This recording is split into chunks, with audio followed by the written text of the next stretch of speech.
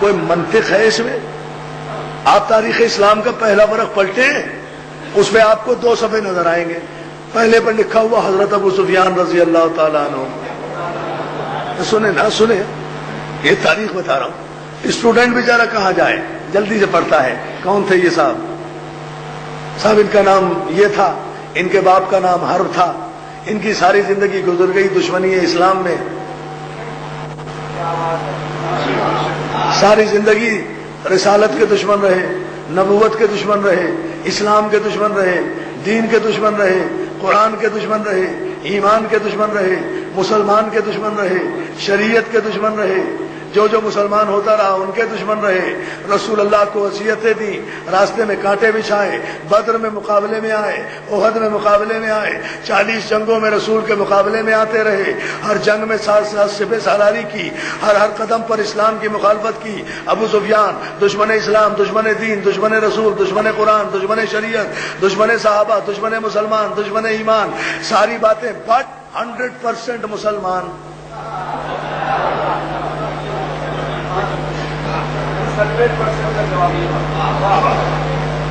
اگر وہ طالب علم گھبرا کے فوراً کہتا ہے یار دوسرا ورق پلٹو، دیکھو اس میں کیا، اس میں لکھا ہوا ہے صرف ابو طالب.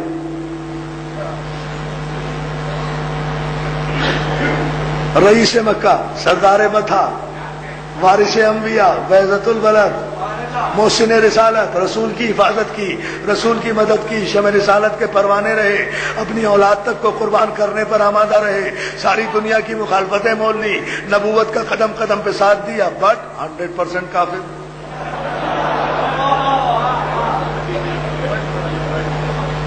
یہ بٹ جو ہے نا، یہ عجیب کٹ لگاتا ہے.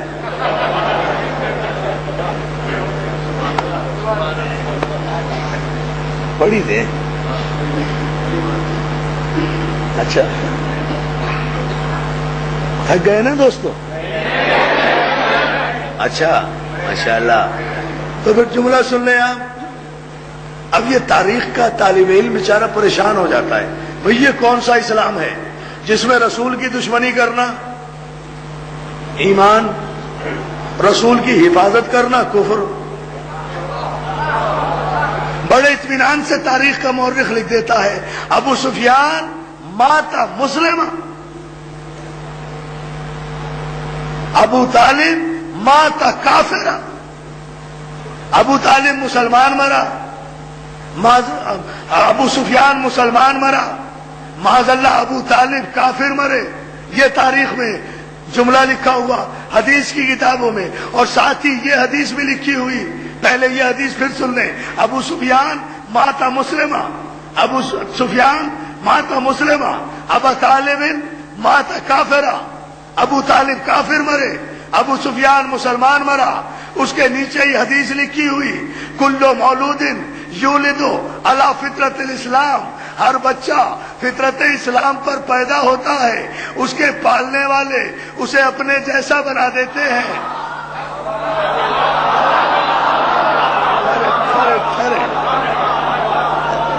یہی حدیث پیغمبر لکھی ہوئی اسی مقام پر کل مولود یولد علی فطرت الاسلام.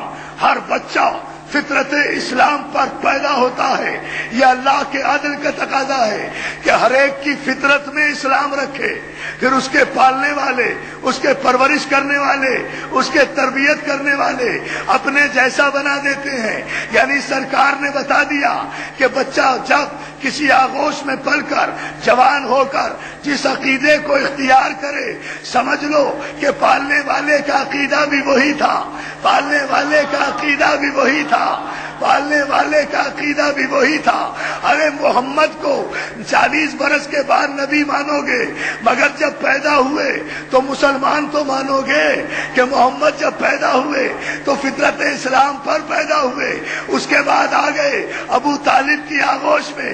اب ابو طالب کی آغوش سے پل کر جوان ہونے والا یہ بچہ اگر کوہ ابو قبیس کی بلندی پر چڑھ کر آواز دے کہ ایھا الناس قولوا لا الہ الا اللہ تفلحوا، اے لوگو لا الہ الا اللہ کا اقرار کرو تو پھر تسلیم کر لو کہ ہر بچہ فطرت اسلام پر پیدا ہوتا ہے، پالنے والے اپنے جیسا بنا دیتے ہیں۔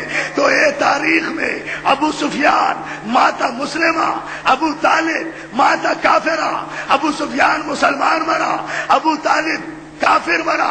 تمہیں بھی قسم ہے ابو سفیان کی اور اس کی نسل کی، اس حدیث کو، اس کی نسل کی قسم، اس حدیث کو یہیں رکھے دینا۔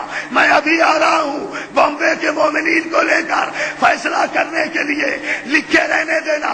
ابو سفیان ماتا مسلمہ، ابو طالب ماتا کافرہ، ابو سفیان مسلمان، ابو طالب کافر، مٹانا نہیں۔ میں یہ سارا مجمع لے کر ابھی اس حدیث کو علی کے نعرے سے اگر مٹا نہ دوں تو علی کا نام لینا لیوا نہ کہنا۔